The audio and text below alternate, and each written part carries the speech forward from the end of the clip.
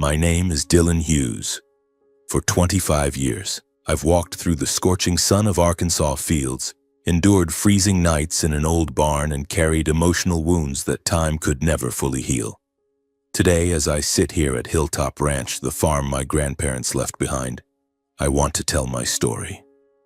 Not to boast or complain, but to preserve the memories, the fragments that have shaped who I am today. And perhaps to understand why I'm still standing, despite everything that once tried to pull me down. I was born in a small corner of Arkansas, where endless cornfields stretched to the horizon and the wind carried the scent of dry grass and red earth. Hilltop Ranch, my grandparents' farm, was my entire world. It was where I grew up, where I learned to wield a hoe, plant seeds, and listen to the quiet hum of the land. But my childhood wasn't just about running through fields or listening to my grandfather's tales of past harvests.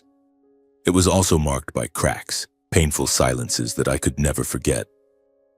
My mother, Monica, was a gentle woman with a smile as warm as the morning sun. She would sing old country folk songs while working in the kitchen, her soft voice drifting through the windows, mingling with the breeze over the fields. I still remember those afternoons sitting by her side, listening as she talked about plant varieties, how to choose the best seeds, or how to care for the cattle to keep them healthy. She told me that the land has a soul, and if you love it, it will give back tenfold. I was just a kid, but those words etched themselves into my mind like an unspoken promise to this very land. But then when I was 10, everything fell apart.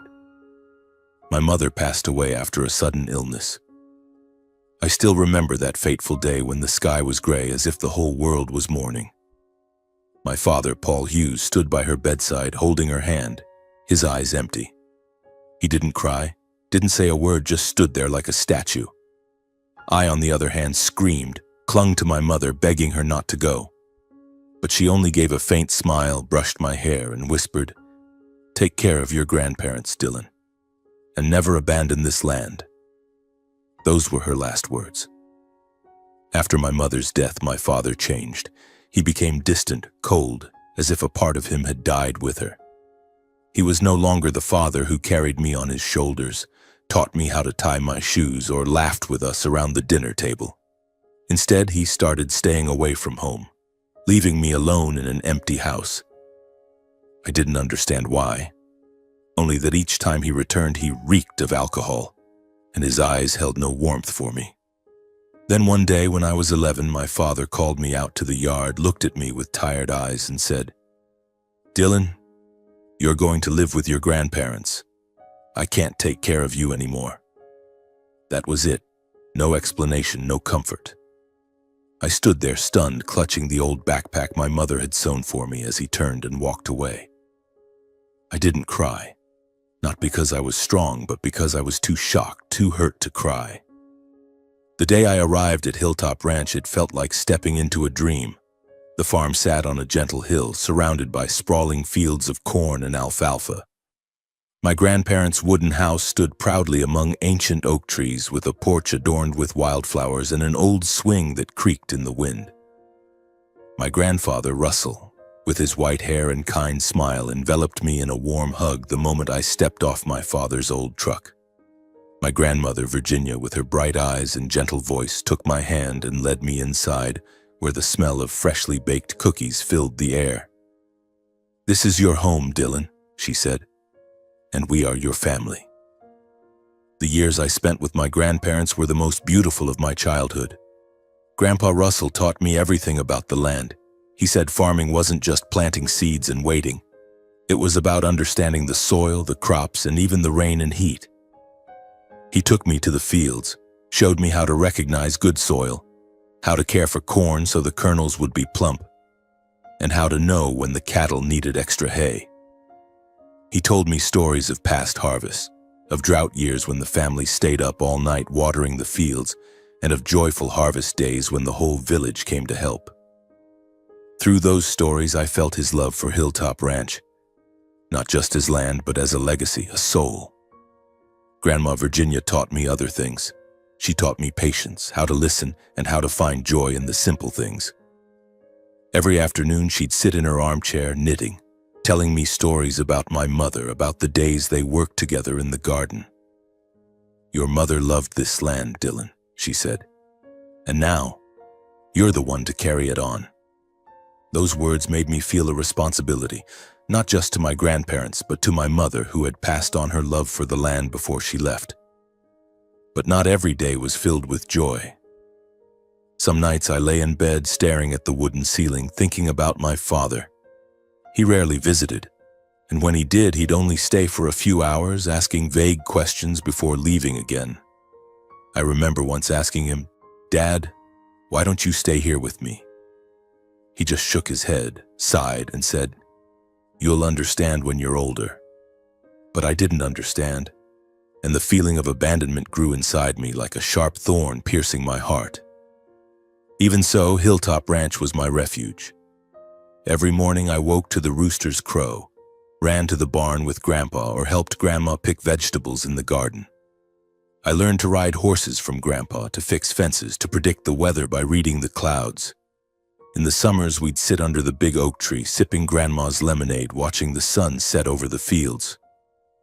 "This land is yours, Dylan," Grandpa said, "but it's only worth something if you love and protect it." I nodded, though I didn't fully grasp the weight of his words back then. Those years gave me not only the love of family, but also a burning passion for farming. I started reading books about agriculture, watching shows about farming techniques on my grandparents' old TV. I dreamed of one day bringing what I learned back to Hilltop Ranch, turning it into a modern farm where technology and tradition could coexist. I didn't know then that the path wouldn't be easy, and the greatest challenges wouldn't come from the land, but from my own family. When I was 15, I began to realize that Hilltop Ranch was more than a home. It was what kept me grounded through loss. But I also sensed a storm coming, though I couldn't yet see its shape. My father, who had abandoned me, would eventually return, bringing troubles I couldn't foresee. And when that time came, I'd face difficult choices between family, loyalty, and the promise I made to this land. But that's a story for later years. For now, as I recount those days, I still feel the warmth of my grandparents, the smell of dry grass in the fields, and my mother's voice echoing from the past. Those are the things that shaped me, the foundation for moving forward no matter how many obstacles lie ahead. Hilltop Ranch is more than just land. It's home, it's memory, it's a promise I'll keep until the end of my days. The years spent living with my grandparents instilled in me a fierce love for the land, for the seasons of harvest, and for the peaceful days I knew would never return. But it was during those days that I began to realize I didn't just want to preserve the farm, I wanted to take it further, to transform it into something my grandparents would be proud of. That's when I understood that to achieve this, I needed to learn, to gain knowledge, and to practice the patience Grandpa Russell had taught me. When I was 16, I started spending more time in the small room at the corner of the house, where my grandparents kept a shelf full of old books. These were books on agriculture, livestock techniques, and farming magazines Grandpa Russell had collected over the years. I devoured them page by page, even though some of the terminology went over my head. I remember nights sitting under the glow of an oil lamp, jotting down ideas about improving soil or machinery that could make fieldwork easier. Grandma Virginia would watch me, smile, and say, "You're just like your grandpa when he was young, always dreaming but full of determination." Her words fueled my motivation and resolve, but I wasn't always confident. Some days I wondered if I was strong enough to take on Hilltop Ranch. The farm was vast, with hundreds of acres, a herd of cattle, and crops that depended on unpredictable weather. I was just a kid who had never left Arkansas, never faced the world beyond. In those moments, Grandpa Russell would sit beside me, place a hand on my shoulder, and say, "You don't need to know everything right now, but if you love this land, it will show you the way." And so I kept going, step by step, learning from him, from Grandma, and from the fields themselves. By the time I was 17, I started exploring modern agriculture. One day, I stumbled upon a show on my grandparents' old TV about farms in California using greenhouses and drip irrigation to boost productivity. I was captivated. The idea of bringing technology to Hilltop Ranch, blending my grandparents' traditions with new advancements, kept me awake with excitement. I began borrowing books from the school library and searching the internet, something I was only just learning to use on the school's clunky computer. I read about moisture sensors, automated irrigation systems, and using data to predict crop yields. Each idea was like a small spark, igniting my dreams. In my final year of high school, I threw myself into studying. I wasn't the top student, but I was determined. I spent hours reviewing math, science, and writing essays about my dreams. My grandparents were always there, supporting me. Grandma Virginia helped me study, editing every sentence of my essays, even though she said she wasn't as good at it as my mother had been. Grandpa Russell quietly saved money, selling extra corn and milk to cover my future tuition. "You focus on learning, Dylan," he said. "Leave the rest to us." The day I received my acceptance letter from Purdue University for agricultural engineering, I shouted with joy in the middle of the field, then ran home to hug my grandparents.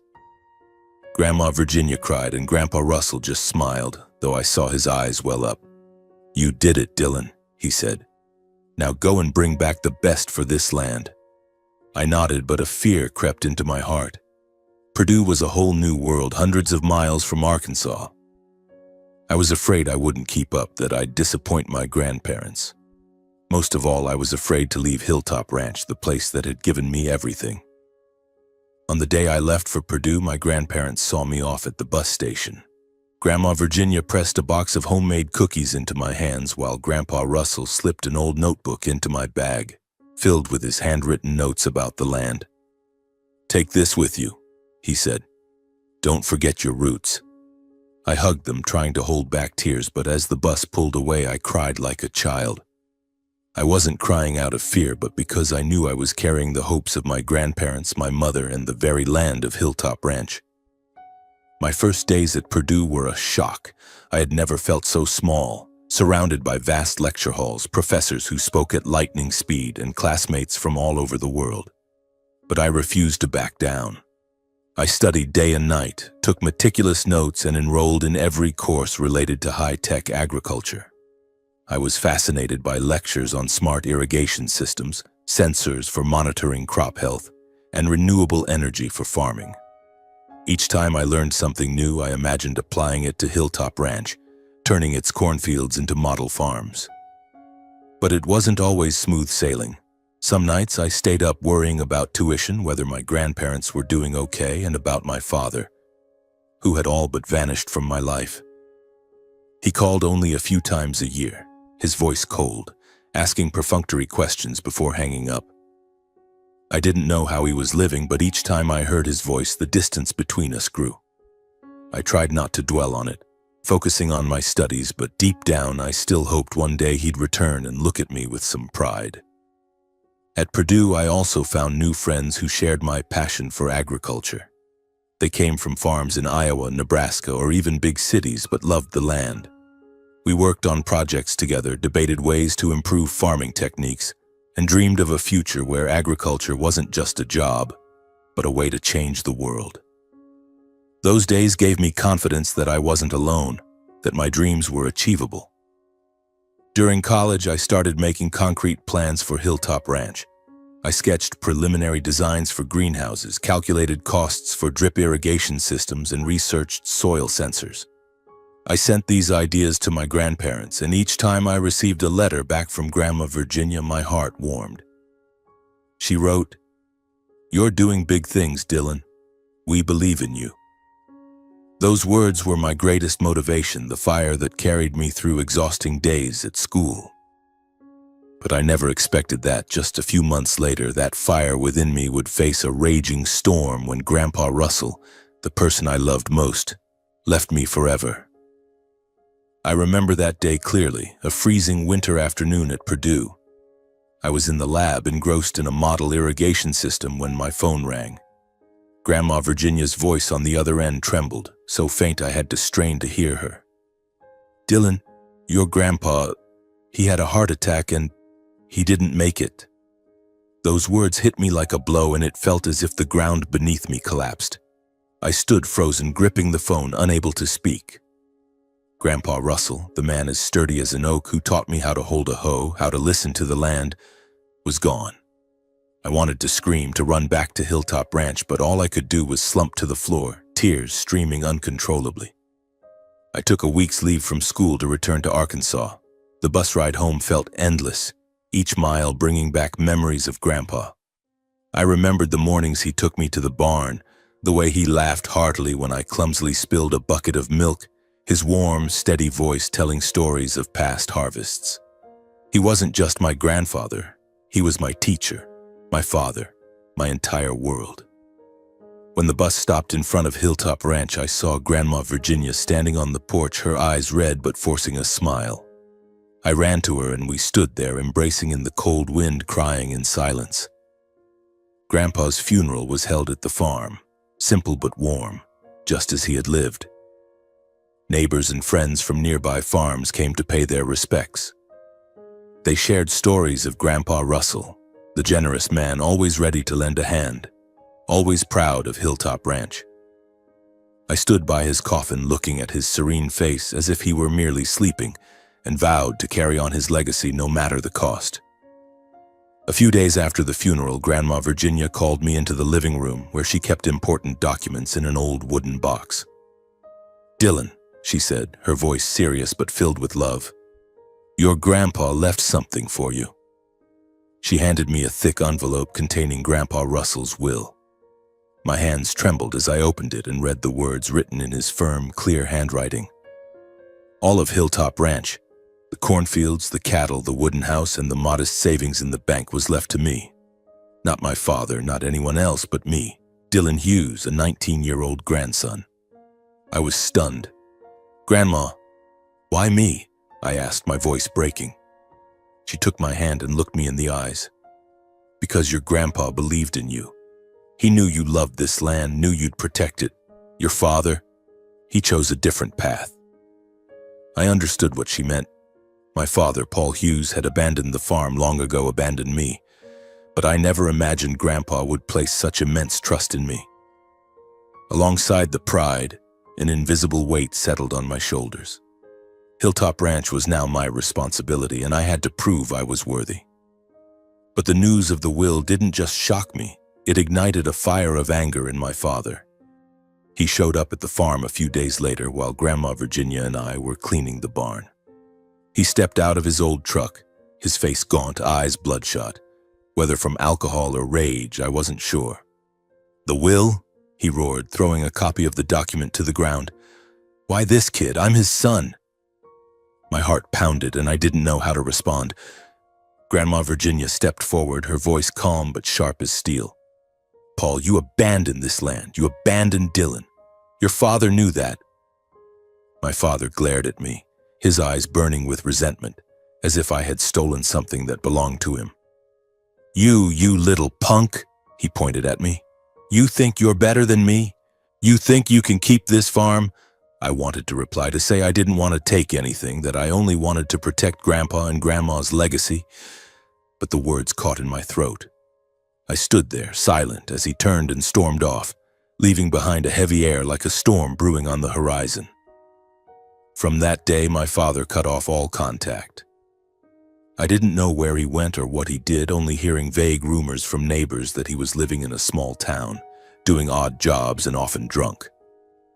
I tried not to think about it, but every time I recalled his hateful glare, an old wound in my heart throbbed. I wondered why he had changed so much. Why couldn't he love me the way my grandparents did?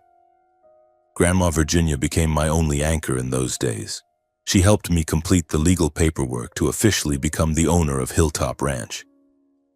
At 19, I was far too young to shoulder such a large responsibility, but she was there, guiding me every step of the way. "You don't have to do everything alone," she said. "But you have to be strong because there will be people who want to take what you have." Her words were a warning, and I didn't know how soon they would prove true. Meanwhile, I continued my studies at Purdue with renewed determination.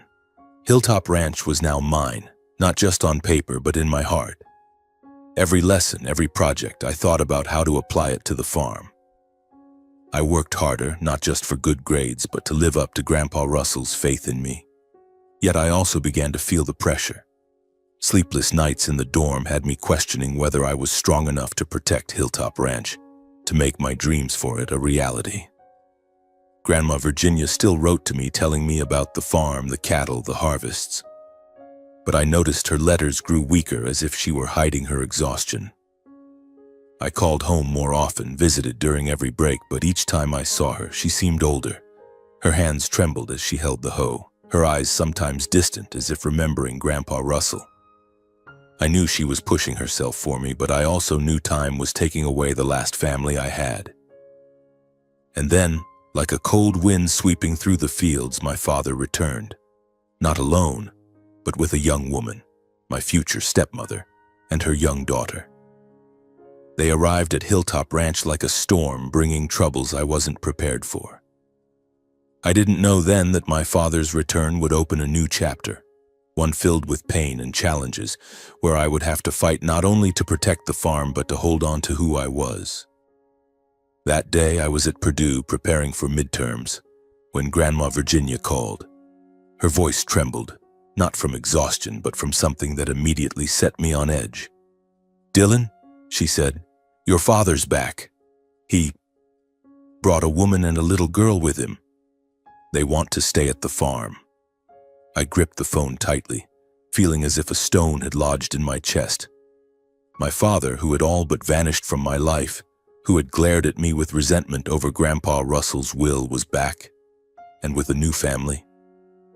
I didn't know how to feel, angry, confused, or just plain hurt. I took a few days off from school to return to Arkansas. The long bus ride gave me time to try to imagine what awaited me. I'd heard bits and pieces about my father from neighbors. He'd been doing odd jobs, drifting and often drunk. But a new wife, a stepdaughter, it felt like a betrayal even though I no longer held any expectations of him. Hilltop Ranch was my home, my grandparents' home, my mother's memory. How could I let strangers waltz in as if they belonged? When I arrived at Hilltop Ranch, the scene before me left me stunned.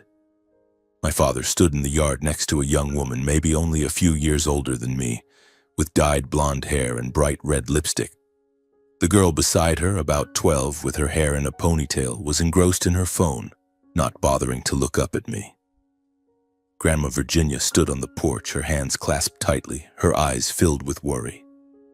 I walked over and hugged her, trying to hide the anger rising inside me. "Dylan," my father said, his voice dry. "This is Pamela, my new wife, and this is Scarlett, her daughter." Pamela flashed an awkward smile and extended her hand. I shook it, but inside I wanted to scream that they didn't belong here. Scarlett didn't even glance at me, muttering something under her breath before returning to her phone. I looked to Grandma Virginia, hoping she'd say something, but she just shook her head slightly as if urging me to stay calm.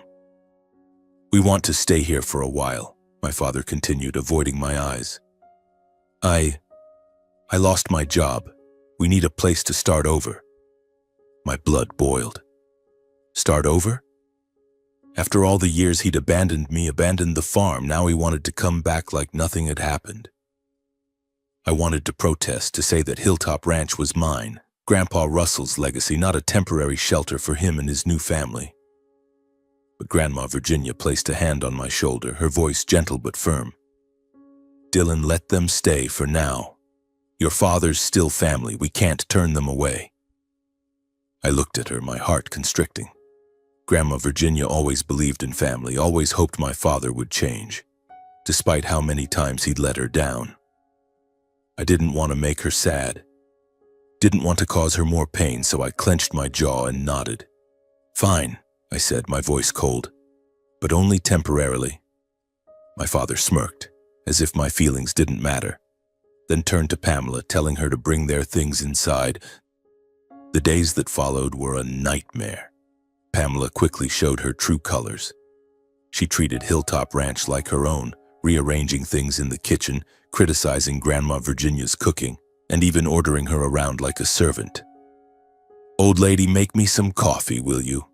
Pamela would say in a saccharine tone laced with condescension, lounging on the couch, scrolling through her phone. Grandma Virginia, with the patience of a saint, would smile and comply. But I could see the sadness in her eyes, as if she were swallowing her pain. Scarlett, Pamela's daughter, was no better. She was messy, leaving things strewn around the house and speaking rudely to Grandma Virginia. Once I saw her toss a pair of muddy shoes onto the kitchen table, right where Grandma was kneading dough. "Scarlett, put your shoes away," Grandma said gently. Scarlett rolled her eyes and snapped, "Why are you so annoying?" "Just leave them." My blood boiled and I wanted to slap her, but Grandma grabbed my hand and shook her head. "Don't, Dylan," she whispered. "They won't stay long." But I wasn't so sure. My father, Pamela, and Scarlett showed no signs of leaving. They took over the largest room in the house, the one my grandparents used to sleep in. I had to move my things to a corner of the living room, sleeping on the sofa because there was nowhere else. Each night, hearing their laughter from the other room, I felt like an outsider in my own home. Hilltop Ranch, once my sanctuary, had become a silent battlefield where I fought to hold on to peace. I tried talking to my father, hoping he'd understand. One afternoon, as he sat in the yard smoking, I approached, keeping my voice calm. "Dad, I don't want trouble, but this is my home, Grandpa and Grandma's home. Pamela and Scarlett, they don't respect Grandma, they don't respect this place." He looked at me, his eyes cold. "Who do you think you are, lecturing me?" he snapped. "You're just a kid who got this farm because the old man didn't trust me. Now you want to kick me out?" His words cut like a knife, slicing deep into my heart. I wasn't a thief, but he looked at me as if I'd stolen everything from him. After that conversation, my father only grew more defensive of Pamela and Scarlett. Whenever I spoke up about how they treated Grandma Virginia, he brushed it off or scolded me for being an ungrateful son. Pamela became bolder, interfering with the farm's management, criticizing how Grandma cared for the cattle, and even suggesting we sell part of the land to make some money. I was livid. Sell the land? Sell Grandpa Russell's legacy, my mother's legacy? I looked to Grandma Virginia, hoping she'd object, but she stayed silent, her eyes heavy with exhaustion. I began to feel helpless. I was at Purdue most of the time, only coming home during breaks, and each visit made Hilltop Ranch feel more foreign. Pamela and Scarlett acted like they owned the place, while Grandma Virginia, the strong woman who had been my rock, was fading. I knew I had to do something, but I didn't want to hurt her or shatter her fragile hope of mending our family. Those months, Hilltop Ranch was no longer my sanctuary. Each time I returned from Purdue, the air in the wooden house felt heavy. Pamela had turned the place into her domain. She changed everything, from the arrangement of kitchen utensils to dipping into the farm's savings to buy luxuries. A new TV, expensive clothes, and even a used car she bragged about around the village. Scarlett grew increasingly disrespectful, not only to Grandma Virginia but to me as well. She littered the yard, spilled food on the floor, and smirked whenever Grandma gently corrected her. I wanted to scream, to drive them out, but every time I saw Grandma's weary eyes, I clenched my jaw and endured. Grandma Virginia, though growing weaker, still tried to keep the peace. She woke early to tend to the cattle, weeded the garden despite her trembling hands and unsteady steps. I noticed her thinning frame, her silver hair growing sparser, her eyes often drifting as if searching for Grandpa Russell in the corners of the house. One day, I found her sitting alone in her armchair, clutching an old photo frame of Grandpa, tears silently streaming down her face. "Grandma, please rest," I said, trying to hide the ache in my heart. She only smiled and ruffled my hair as she did when I was a child. "I'm fine, Dylan. I just miss your grandpa." But she wasn't fine. I knew it, and I blamed myself for not doing more to protect her. I was at Purdue most of the time, only home for a few weeks each year, and each visit showed her fading, like a candle burning down to its last flicker. I tried to spend time with her, helping in the fields, fixing fences, or just listening to her stories. But Pamela and Scarlett always found ways to intrude, ruining those moments. Pamela treated Grandma like a servant, ordering her to cook, clean, or pick up after Scarlett's messes. "Virginia, you're so slow," Pamela once said, her tone dripping with sarcasm. "Let me handle it, you rest." But her handling meant lounging on the couch while Grandma did everything. My father, as usual, did nothing to stop it. He seemed to have fully sided with Pamela, defending her in every situation. Once I overheard him yelling at Grandma when she accidentally spilled a cup of coffee. Pamela had demanded, "Mom, you're old. Everything you do is sluggish." I stood there, stunned, unable to believe my father could speak to his own mother that way. I wanted to rush in to tell him to stop, but Grandma grabbed my hand and shook her head. "Don't, Dylan," she whispered. "Let it go." But it didn't go away. Things only got worse. One summer afternoon, just after I returned from Purdue, I found Grandma Virginia collapsed in the garden, clutching her chest, gasping for breath. Panic surged through me as I ran to her, shouting for help. Pamela and Scarlett were inside, but neither bothered to come out. My father sauntered over, looking at Grandma with indifference. "She's old, probably just tired," he said, as if it were no big deal. I rushed her to the hospital, sitting by her bedside, holding her hand, praying she'd be okay. The doctor said she was exhausted, with high blood pressure and a weakening heart from too much stress. I knew where that stress came from: Pamela, Scarlett, and the son she still hoped would change. Grandma stayed in the hospital for a few days, and I never left her side. When she woke, she smiled at me, but her smile was so frail it made my heart ache. "Dylan," she whispered, "promise me you'll protect Hilltop Ranch. Don't let anyone take it away." I nodded, tears streaming down my face. "I promise, Grandma," I said, my voice choked. "I won't let anyone hurt this place." She returned home, but her health never fully recovered.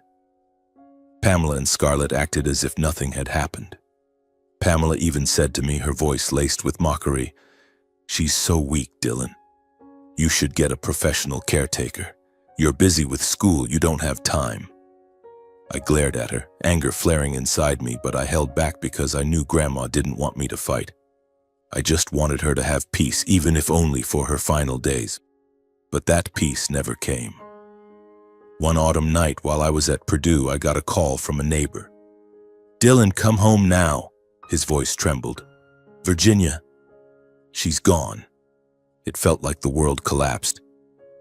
I frantically packed my things, caught the earliest bus to Arkansas, but the entire journey I could only think of her. The woman who loved me unconditionally, who taught me how to live, how to love the land.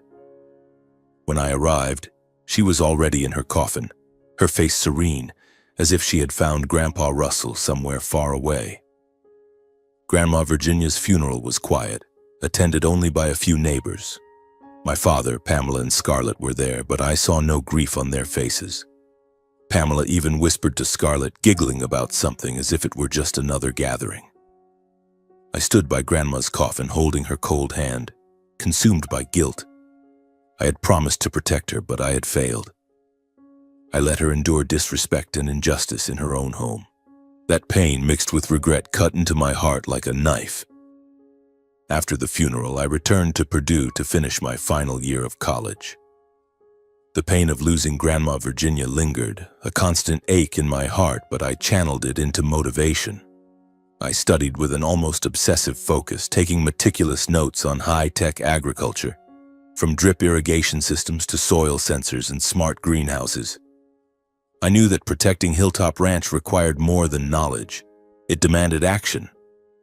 I reached out to professors, joined research projects, and even took a part-time job at a nearby farm to gain hands-on experience. Every night in my small dorm room, I opened Grandpa Russell's notebook, rereading his words about the land, and told myself, I can do this. For him, for Grandma, for Mom. After graduating from Purdue with a degree in agricultural engineering, I didn't rush back to Hilltop Ranch. I knew that to realize my dreams, I needed practical experience and some capital. I landed a job at an agricultural company in Indiana, specializing in designing smart irrigation systems. The work wasn't easy. Long hours from dawn to dusk, dealing with demanding clients and complex projects. But I learned how to manage time, work with a team, and most importantly, apply technology to farming effectively. I saved every penny, sending some money back to maintain the farm and staying in touch with Mr. John, a kind neighbor who agreed to look after the cattle and fields while I was away. 2 years later, I decided to return to Hilltop Ranch. I was ready to start anew, to turn my ideas into reality. But when I stepped foot on the farm, I realized everything had changed. My father, Pamela, and Scarlett had completely taken over the main house.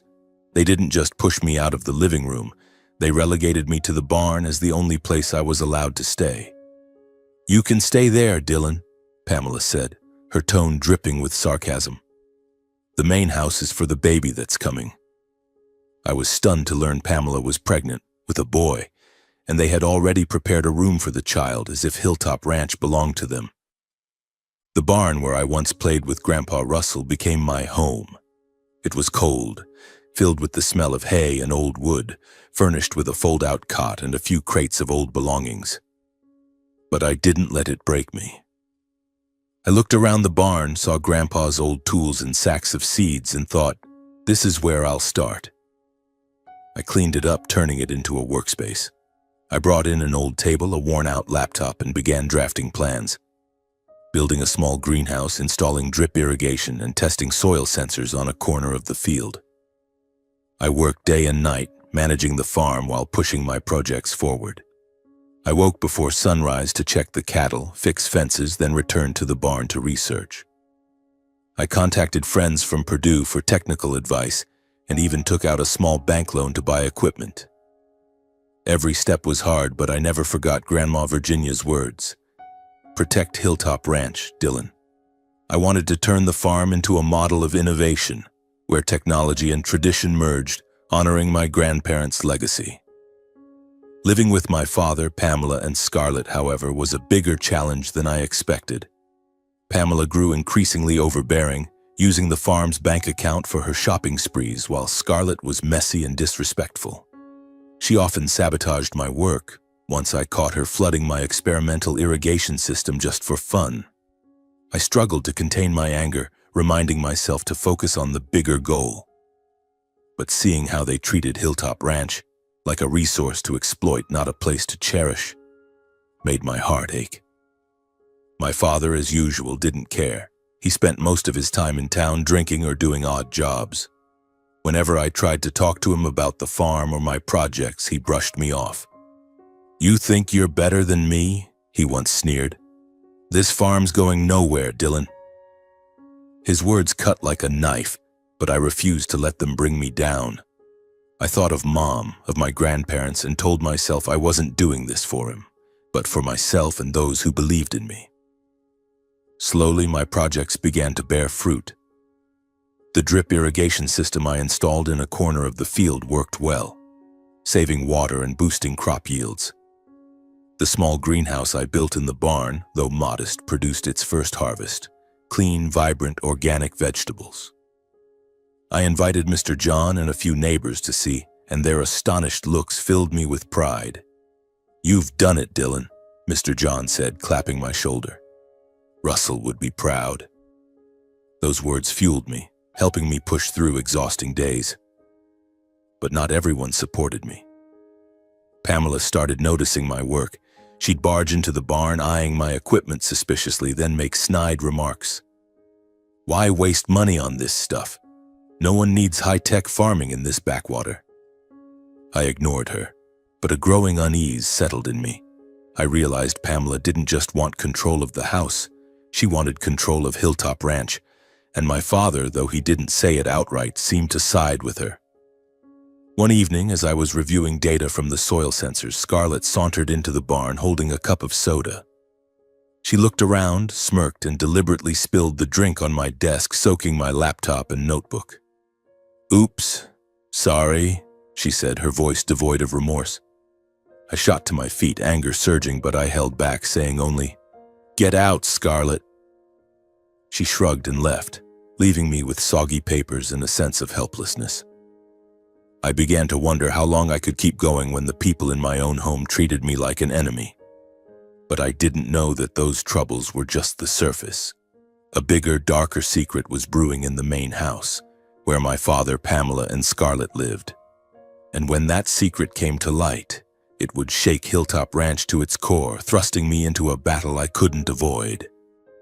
One evening, while I was checking data from the soil sensors in the barn, I overheard a conversation through an open window.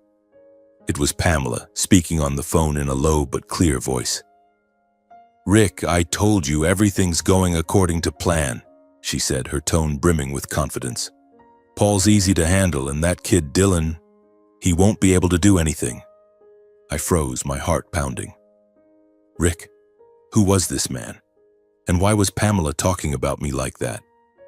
I recalled how she always emphasized that the baby she was carrying was my father's, that their family would soon grow. But the intimate tone she used with this Rick sent a cold suspicion creeping into my heart. Was the baby really my father's? I started paying closer attention. Pamela frequently took calls at night when my father was drunk and fast asleep.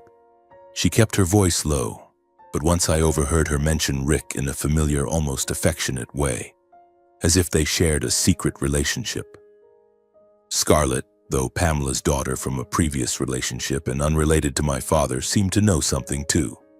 She was always texting, giggling, and sometimes sneaking out to meet someone at the farm's gate. I had no proof, but the pieces were adding up and I couldn't ignore them. I began to wonder, was Pamela deceiving my father? And if so, was the baby she called Paul's son truly his?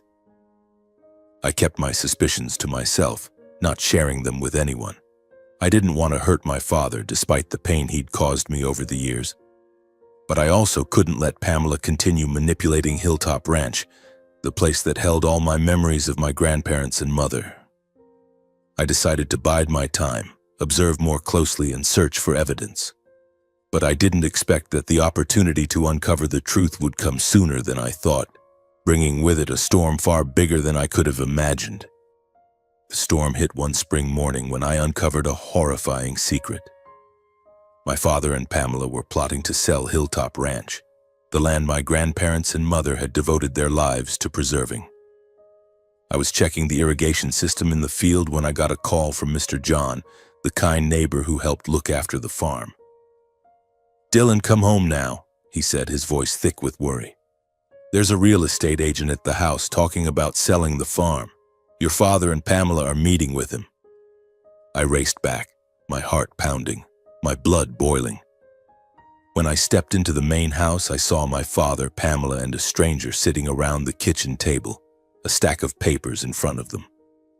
Pamela was laughing, her voice syrupy as if she were negotiating a bargain, while my father sat silently, his face tense, hands clasped tightly.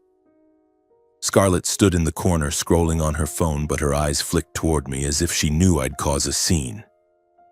I stood frozen in the doorway, trying to stay calm, but the anger inside me was a fire ready to erupt. "What's going on here?" I asked, my voice icy, cutting through the silent room. Pamela looked up, her smile unwavering, but I caught a flash of panic in her eyes. "Oh, Dylan, you're back? We're just discussing the farm's future," she said, her tone as sweet as sugar but dripping with falsehood. I didn't respond, stepping to the table and glancing at the papers. My heart stopped when I saw a real estate sales contract with Hilltop Ranch printed boldly at the top. I turned to my father, my voice trembling with rage. "Dad, what is this? Are you trying to sell the farm?" My father avoided my gaze, his lips moving as if to speak, but he only mumbled, "We need the money, Dylan.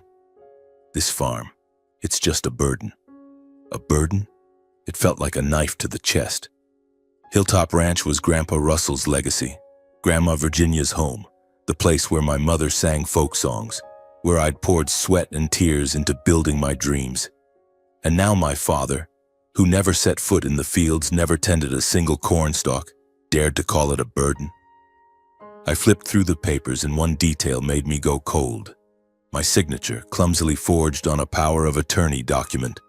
The scrawled handwriting wasn't mine, but there it was, a blatant betrayal. Gripping the paper, my hands shaking, I glared at Pamela. "Who forged my signature?" I demanded, each word sharp as a bullet. "Who dared to do this?" Pamela shrugged, her smile still plastered on, but I saw her hands clench under the table. "Calm down, Dylan," she said. We just wanted to keep things legal." "Legal," I shouted, unable to hold back. "You forged my signature, tried to sell Hilltop Ranch, my property, and you call that legal? Do you think I'm that stupid?" I turned to my father, hoping he'd speak up, say he didn't agree with this. But he just hung his head silent, as if he'd already surrendered to Pamela. My heart shattered, but my anger overpowered the pain. "If you and she don't stop this right now, I'll take you to court," I growled, locking eyes with my father. "I swear I won't let you steal Hilltop Ranch." At that moment, Scarlett, who had been quiet in the corner, suddenly spoke up. "Who do you think you are, threatening us?" she yelled, her voice dripping with contempt. "You're just a kid obsessed with this rundown farm. Your grandparents were idiots for leaving everything to you instead of my mom." Her words poured fuel on my rage. I spun around, blood rushing to my head. "How dare you talk about my grandparents like that?" I roared. "They spent their lives building this place while your mother only knows how to destroy it." Scarlett smirked, stepping closer, and continued, "Your grandparents were nothing. Just two old farmers who thought this pile of dirt was worth more than gold." I couldn't take it anymore. My anger exploded, breaking every boundary. I raised my hand and slapped Scarlett, not hard, but enough to make her step back, clutching her cheek, eyes wide with shock. The room fell into a deadly silence. Pamela screamed, rushing to Scarlett's side, while my father leapt to his feet, his face red with fury. "You dared hit her?" he bellowed, and before I could react, he swung his hand, striking me so hard I staggered. Pain seared across my face, but what hurt more was his gaze, not sorrow, but blind defense of Pamela and Scarlett. I stood tall, touching my stinging cheek, the burn radiating. But I didn't cry, didn't back down. I looked at my father, then Pamela, and finally Scarlett, who was nestled in her mother's arms, pretending to sob. My anger turned into a sharp, cold resolve. "You want to protect them?" I said, my voice low but steady. "Are you sure that baby in Pamela's belly is yours? Are you sure she's not cheating on you like she's trying to cheat me out of Hilltop Ranch?" I paused, staring straight into Pamela's eyes. "I've heard her talking to a guy named Rick every night. She speaks to him like he's the one who matters. What do you think about that, Dad?" The room went deathly still. Pamela's face paled, her lips moving but no words coming out. Scarlett looked up, eyes wide, as if terrified by what I'd said. My father stood there, his face ashen, his gaze flickering between me and Pamela. "Dylan, what are you saying?" he asked, his voice breaking as if my words hit harder than the slap he'd given me. Pamela tried to regain her composure, shouting, "You're slandering me! You're crazy, Dylan!" But her voice trembled and her eyes avoided my father's. I said nothing more. I turned and walked out of the main house, my heart heavy. I didn't want to hurt my father, despite all the pain he'd caused me. But I couldn't let Pamela keep manipulating, couldn't let Hilltop Ranch, the legacy of my grandparents, my mother, fall into the hands of deceivers. I knew things would never be the same from here on. The real storm had begun, and I had to prepare for what was coming. After that confrontation, the atmosphere in the main house became more oppressive than ever. Pamela and Scarlett avoided me, but I could feel their prying eyes whenever I moved between the barn and the house. My father grew quiet, but I noticed a change in him. He wasn't drinking as much, instead spending long hours sitting alone in the yard, staring at the fields with vacant eyes. I wanted to say something, to ask if he believed what I'd said about Pamela, but each time I saw his haggard face, I hesitated. I knew he was wrestling with himself, and all I could do was wait. A week later, my father disappeared from Hilltop Ranch. He didn't tell anyone, leaving only a scribbled note on the kitchen table. "I'll be gone a few days. Don't look for me." Pamela shrugged when she saw it, as if she didn't care, but I caught a flicker of worry in her eyes, as if her secret was at risk. I didn't ask questions, quietly continuing my work in the barn, checking the irrigation system, tending the greenhouse, and planning the farm's expansion. But deep down, I knew my father was searching for the truth, and I feared what he'd find.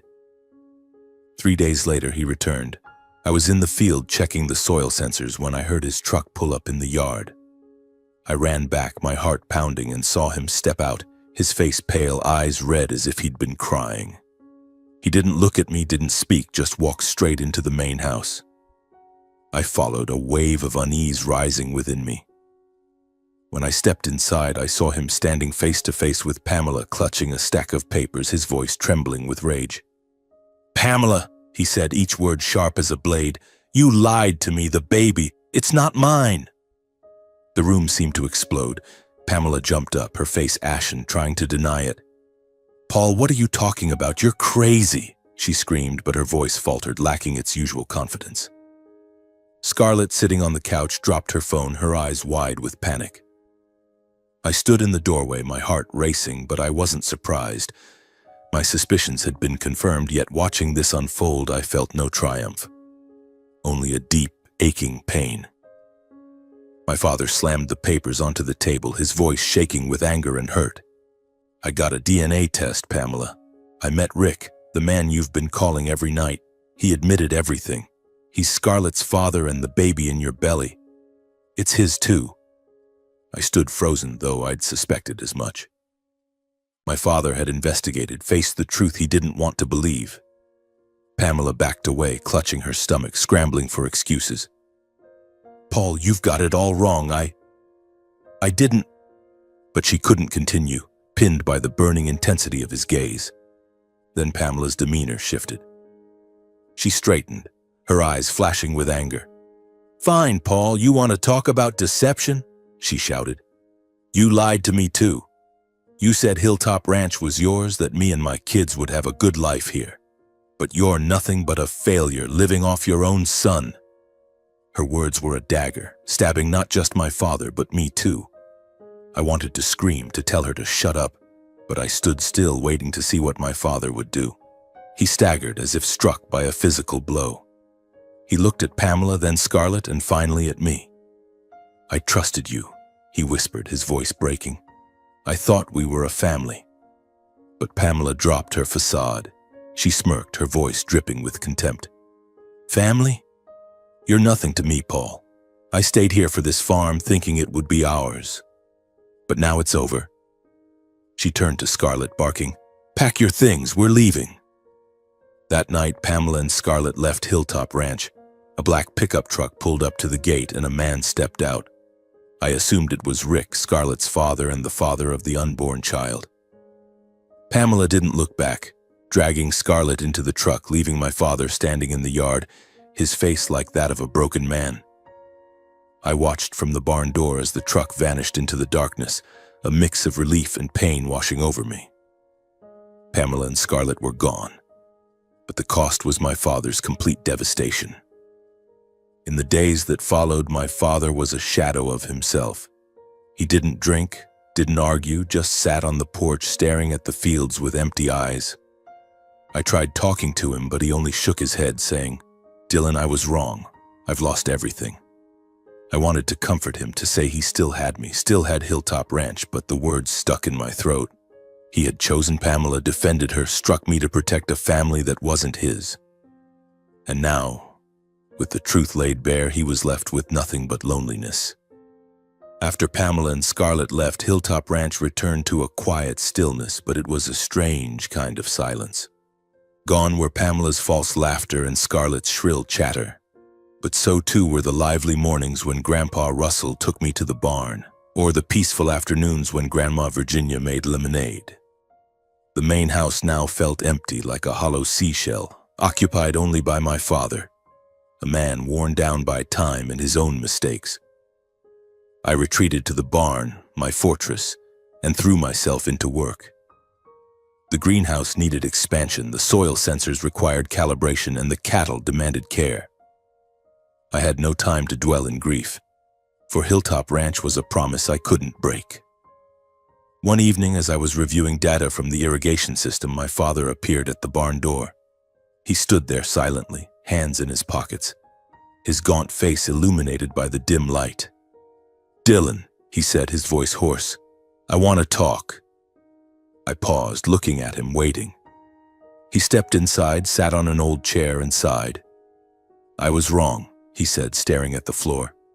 "I abandoned you, the farm, your mother, and your grandparents.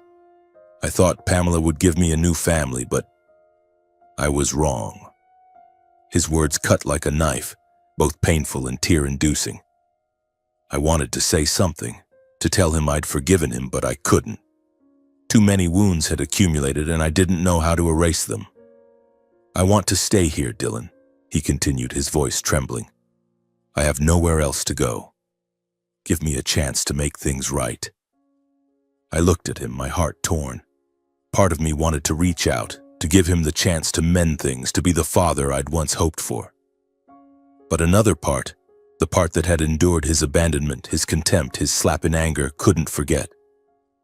I stood, meeting his gaze, and said, my voice cold but firm, "You chose your path. This is the consequence." He looked at me, his eyes red, but said nothing more. He stood and walked out of the barn, his figure small under the moonlight. A few days later, my father moved out. He rented a small apartment in a nearby town, living alone, no longer contacting me. Mr. John told me he worked odd jobs at an auto shop, living quietly, no longer drinking but devoid of vitality. I didn't know how to feel, heartbroken, relieved, or just empty. But I knew that whether he stayed or left, Hilltop Ranch was my responsibility, and I wouldn't let anyone, even him, shake my resolve. I dove into work with renewed energy.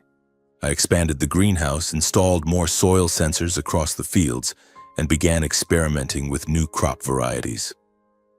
I reached out to experts from Purdue, inviting them to visit Hilltop Ranch, and received invaluable advice. Slowly, the farm transformed. Clean produce from the greenhouse sold in town, bringing steady income. The cattle thrived thanks to the health monitoring system I implemented. I even partnered with a local university, turning Hilltop Ranch into an experimental model for high-tech agriculture. Neighbors who once doubted my fancy machines now looked at me with admiration. "You've done it, Dylan," Mr. John said, clapping my shoulder. "Your grandparents would be so proud." Each day I worked from dawn to dusk, but I didn't feel tired. Every drop of sweat, every late night spent analyzing data was part of the promise I kept. Hilltop Ranch wasn't just a farm, it was the soul of my mother, Grandpa Russell, and Grandma Virginia. It was where I found myself, where I learned to rise after loss. Some nights in the barn, I opened Grandpa Russell's notebook, rereading his words. "The land is only worth something if you nurture it and protect it from the greedy." His words were a guiding light, reminding me I'd chosen the right path. One autumn afternoon, as the sun bathed the cornfields in gold, I stood in the middle of the farm, gazing at the lush rows of crops, the gleaming greenhouses under the sunlight. The distant lowing of cattle mixed with the hum of the irrigation system. I closed my eyes, feeling the breeze carry the scent of dry grass and red earth, as if my mother, Grandpa, and Grandma were somewhere out there, smiling at me. I thought of my father, his mistakes, the loneliness he now endured. I didn't know if I'd ever forgive him, but I knew I wouldn't let that pain define me. Hilltop Ranch was now a testament to what I'd achieved. It wasn't just a farm. It was a story of resilience, love for the land, and promises kept. I stood there in the fields and whispered to myself, "I did it, Grandpa, Grandma, Mom. I kept my promise." And as the sunset fell, I knew that no matter what lay ahead, I would keep protecting Hilltop Ranch, not just for the past, but for the future.